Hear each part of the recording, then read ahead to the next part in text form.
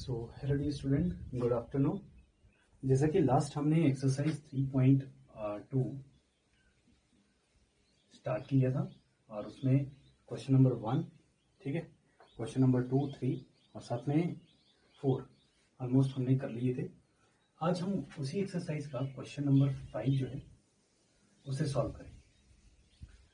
अब स्टेटमेंट में लिखूंगा नहीं, ठीक है, मैं आपको बता देता हूँ इधर कि क्या स्टेटमेंट है क्वेश्चन का। कहा गया है half the perimeter of a rectangular garden whose length is 4 meter more than its width is 36 meter. Find the dimensions of the garden.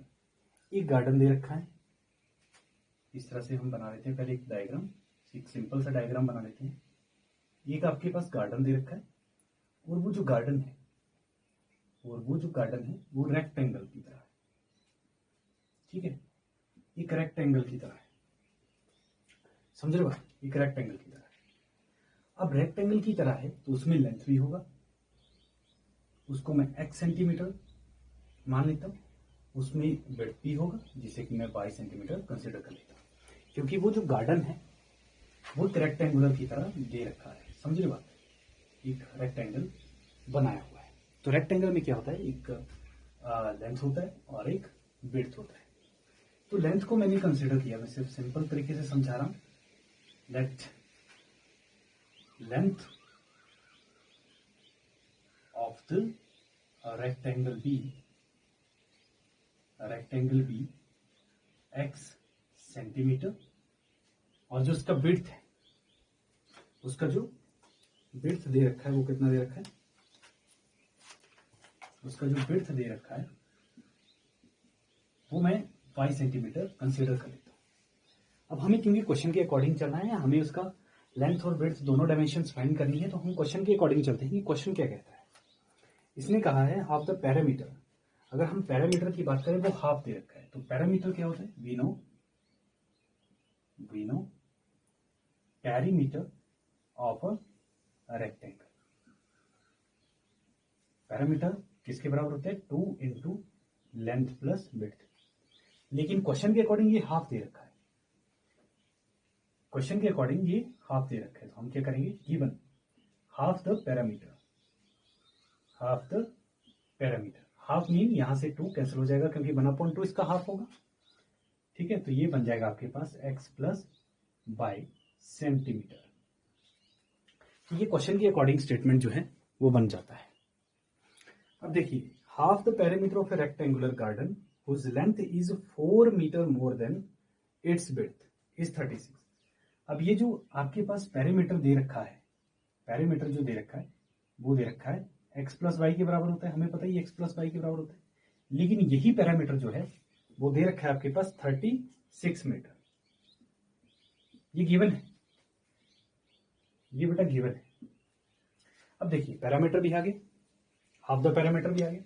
अब एक और स्टेटमेंट दे रखी है इसमें कि जो उसकी लेंथ है, लेंथ मीन x, जो उसकी लेंथ है x जो है whose length is 4 metre more, 4 metre more है, मोर मीन ऐड करेंगे, more than its width, width को हमने बाई रिप्रेजेंट किया है इस तरह से। तो देखिए हमारे पास दो तरह की इक्वेशंस बन जाती है। एक तो ये इक्वेशन जिसमें x plus y equal to 36 metre दे रखा है, दूसरी ये equation x equal to 4 plus y. तो हम क्या करते हैं, इस इक्वेशन को थोड़ा रीअरेंज करके लिख लेते हैं। इसको लिख सकते हैं हम x minus y equal to 4, जिसे कि हम इक्वेशन 2 कंसिडर कर लेंगे। अभी ये इक्वेशन 1 है और इक्वेशन 2 है, ये तो बहुत सिंपल है। हमें क्या करना है, हमें इनका ग्राफ बनाना है। ग्राफ बनाने के लिए हमें पॉइंट चाहिए, तो हम पहले टेबल बना लेते हैं इस इक्वेशन के लिए। ज्यादा से ज्यादा 2 पॉइंट निकाल लेते हैं, तो ये आप 3 भी निकाल सकते हो, ठीक है। तो मैं मैक्सिमम यहाँ पे 2 पॉइंट कंसिडर कर रहा हूँ। अगर मैं x की वैल्यू 0 लेता हूँ, ध्यान से सुनना, अगर मैं x की वैल्यू यहाँ पे 0 लेता हूँ या फिर ऐसी वैल्यू लूँ जिससे कि मेरे पास एक सिंपल सी वैल्यू आ जाए, ठीक है। अगर x की वैल्यू 0 लेते हैं, ध्यान से देखिए, x की वैल्यू 0 लेते हैं तो y मेरे पास 36 आ रहा है। अगर मैं x की वैल्यू 10 कंसिडर करूँ, 5 कंसिडर करूँ, 10 कर लेते हैं, x की वैल्यू अगर 10 कंसिडर करते हैं तो यहाँ पे क्या है 30। अगर x थोड़ी बड़ी वैल्यू लेते हैं यहाँ पे, अगर x की वैल्यू मैं 10 कंसिडर करता हूँ तो यहाँ पे मैं 10 रखूँगा और बाई दूसरी तरफ बाई यही रहेगा तो 36 माइनस 10 बन जाएंगे मेरे पास, सॉरी 6 कंसिडर कर लीजिए। थोड़े सिंपल तरीके से अगर ऐसे भी नहीं करना तो आप 0 कंसिडर कर लीजिए, जैसे हम पहले क्वेश्चन में करते हैं। x की वैल्यू 0 करेंगे तो y 36 आएगा। ठीक है, अगर x की वैल्यू 1 कंसिडर कर लेते हैं तो y का वैल्यू 35 आएगा। एक और वैल्यू ले लीजिए, अगर x का वैल्यू 2 कंसिडर करते हैं तो यहाँ पे ये 34 आ जाएगा। यहाँ तक आई थिंक आपको बात क्लियर हो गई होगी। अब उसी तरह से हमें टेबल बनाना है इक्वेशन 2 का। अब क्योंकि ये क्वेश्चन ग्राफिकल मेथड से हमें हल करना है, इसका जो सोल्यूशन है हमें ग्राफिकल मेथड से ही करना है, तो हम ग्राफिकल मेथड से ही करेंगे। वरना अगर कोई भी हमें मेथड दिया होता अपनी मर्जी लगाने के लिए तो हम सब्स्टिट्यूशन, एलिमिनेशन या ग्राफिकल तीनों में से कोई भी मेथड यहाँ पे उठा सकते थे। अगर मैं यहाँ पे x की वैल्यू 0 रखता हूँ, x की वैल्यू अगर मैं 0 रखता हूँ तो मेरे पास y का वैल्यू कितना आएगा, -4, क्योंकि यहाँ पे माइनस y इक्वल टू 4 रहेगा। अगर x की वैल्यू 0 रख लेते हैं तो यहाँ पे y का वैल्यू -4 आएगा। अगर x का वैल्यू 1 रख लेते हैं तो y का वैल्यू, क्योंकि 1 उधर चला जाएगा, 4 - 1 3, तो y का वैल्यू -3 आएगा। अगर x का वैल्यू 2 रख लेते हैं तो 2 - 4 - 2 2 के बराबर, और -y उधर जाएगा, माइनस का साइन, तो ये भी -2 के बराबर। तो ये मेरे पास यहाँ पे पॉइंट आ जाते हैं x और y के। अब देखिए, ग्राफ बनाना मैंने आपको बताया हुआ है, मुझे नहीं लगता कि उसमें आपको कोई दिक्कत आने वाली है। अगर कोई प्रॉब्लम आएगी तो आप पूछ सकते हो, क्योंकि यहाँ पे पॉइंट अब 36 है, हाईएस्ट पॉइंट यहाँ पे 36 है। ठीक है, तो आप अपनी ग्राफ में 10 से काउंट कर सकते हो, 10, 20, 30, 40।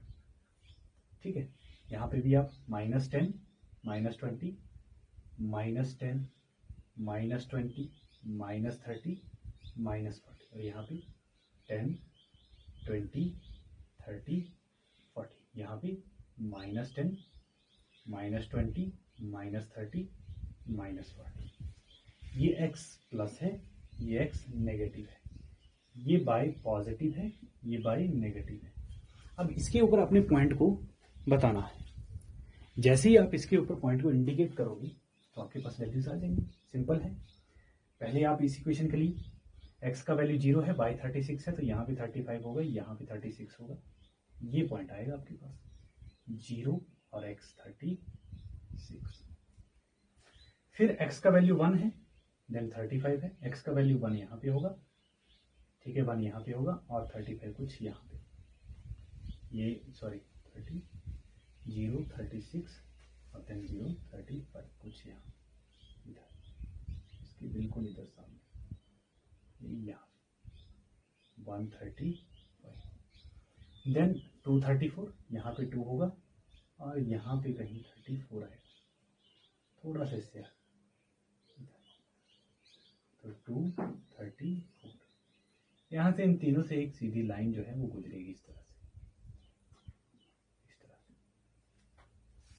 तो ये इक्वेशन आपके लिए होगी x + y = 36। इसी तरह से 0 - 4 है, 0 x का यहीं पे है, y का भी यहीं पे होता है, माइनस का 4 y है, तो माइनस का 4 y कुछ यहाँ पे आएगा, क्योंकि ये 10 डिजिट है, तो इधर y का 4, तो यहाँ पे आप लिख दीजिए 0 - 4। देन 1 - 3 है, 1x का, 1x का, और माइनस का 3 कुछ यहाँ पे, ये यहाँ पे आएगा, आप देख सकते हो उसको, 1 माइनस का 3। फिर 2 और 2 है, तो यहीं पे आएंगे इधर, यहाँ पे, तो इनसे भी एक लाइन जो है इस तरह से गुजरती हुई जाएगी, और यहाँ पे ये पॉइंट जो होंगे वो आपके पास आंसर में आ जाएंगे। ठीक है, अब क्योंकि ये ग्राफ से बिल्कुल रिप्रेजेंट हो जाएंगे पॉइंट, तो पॉइंट क्या आएंगे मैं यहीं पे सॉल्व करके ही बता देता हूँ किस तरह के पॉइंट आएंगे। पॉइंट की वैल्यू क्या आएगी, x + y = 36 है, 4 + 2y = 36, 2y = 36 - 4, 2y = 16।